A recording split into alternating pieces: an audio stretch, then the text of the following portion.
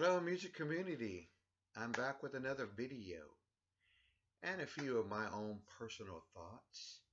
I'm only going to show 5 records that I found last month. I don't remember what weekend it was, but I know it was in October. And it was in one of these, I don't know what they call them, a trading post store. But I was in there one Saturday with my wife. And it's like they have booths inside. So you go to each booth and you see what that person is selling.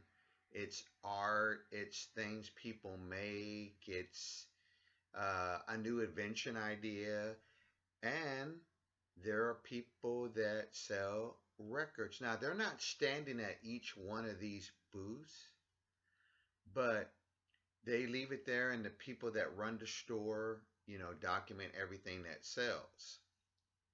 And so you will run across a small booth where someone is selling crates of records, music books, 45 CDs, sometimes DVDs, and sometimes folks are selling food items that they're made.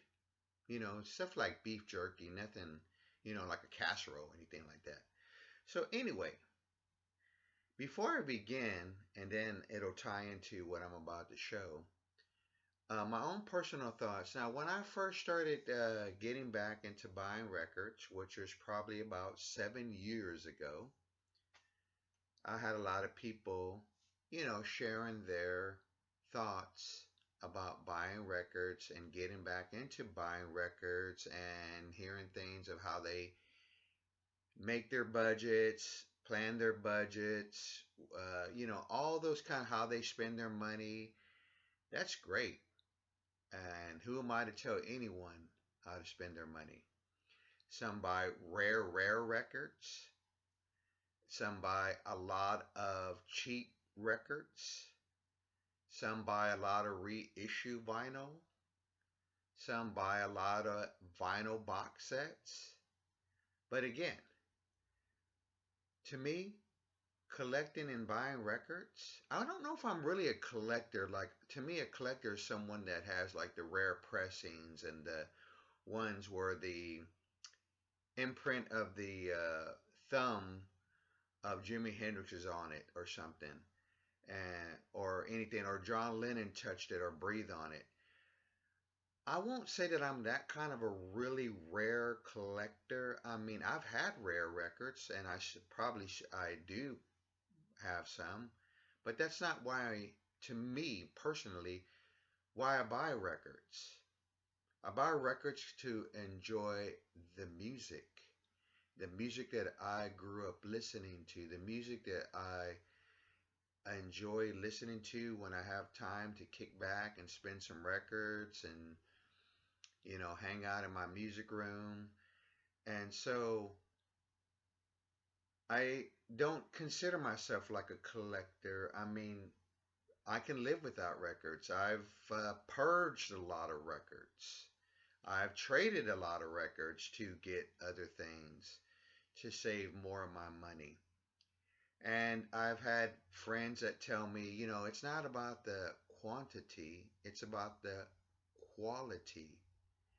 Well, for me, that's a yay and a nay, partly true, because I have bought a lot of records from clearance boxes, like the dollar one, $2, $5, and then end up not knowing this, but then looking it up, and some of those records are $20 or more. And whatever my budget is, if I don't have a budget and I really want to get some things, I'll just do a trade. I'll purge some records. But if I do and I have a budget, then I might go ahead and splurge on some really good records or some really cheap records. I've bought a lot of good cheap records, and they brought a lot of pleasure and enjoyment in my life. I just didn't have them to say, look, of my huge kingdom. no, I listened to these records, and a lot of records were like a hit and miss. You know, some were keepers, and some were given to other folks, or some were traded.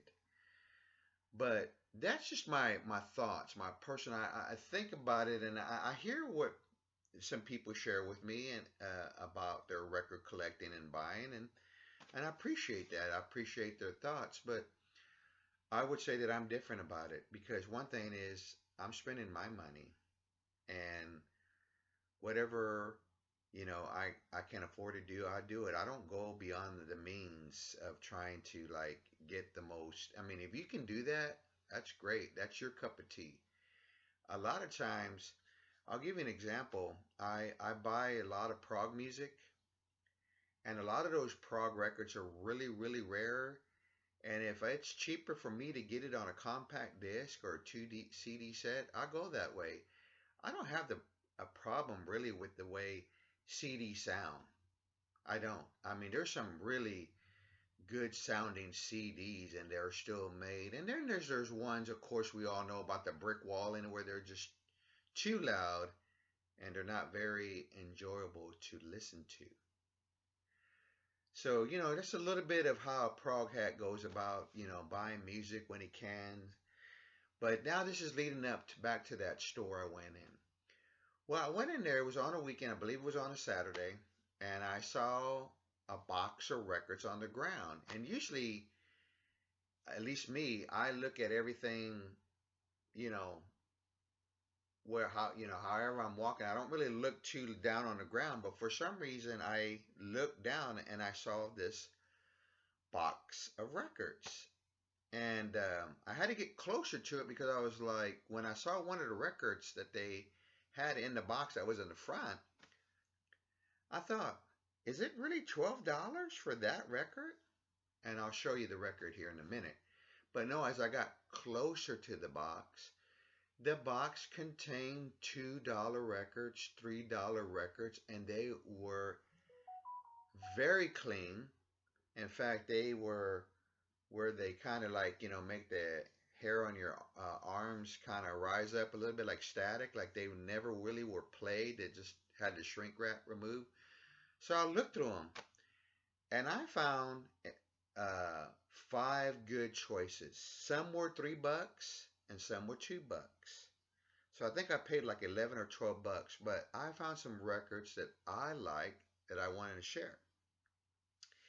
And these are probably common to a lot of folks. There's nothing in here rare or anything like that But one of the albums I found that was in very good, clean shape is Huey Lewis and the News, Small World. Now, I know this is one of their later albums, and it did have a song played on the radio, and I believe it was Perfect World.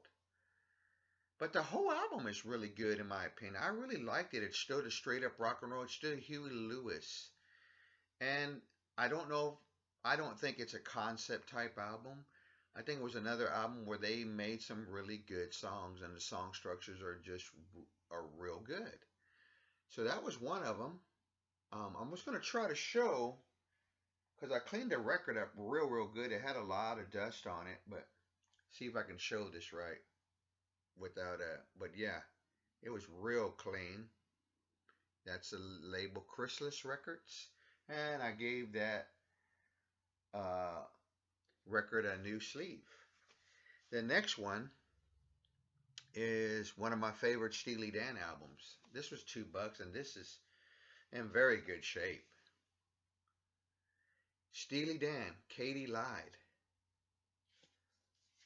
This, of course, this one has a lot of great Steely Dan tunes. Black Friday, Bad Sneakers, Rose Darling, Daddy Don't Live in That New York City No More, Your Gold Teeth 2.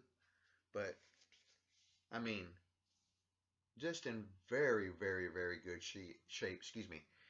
And great guitar player, rest in peace, Danny Diaz. Was really, really good musician.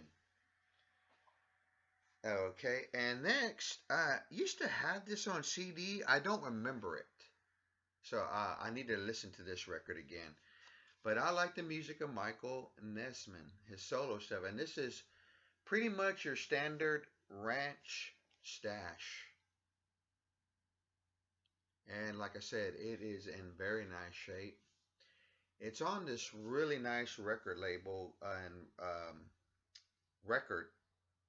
excuse me, the Pacific Arts Corporation. I don't know anything about that record label. There's that. And let's see here. I got a couple of more, I think. Yep, two more. This one has got a little bit of a rough edges. Hey, but a rockin' guitarist. This is Ted Nugent. Ted Nugent. And of course, this is the one where they play. This is the album that has Stranglehold and Just What the Doctor Ordered and Motor City Madhouse. But yeah, Stranglehold still gets played in a lot of classic rock radio. Um, did get to see Ted Nugent in concert, and I really was,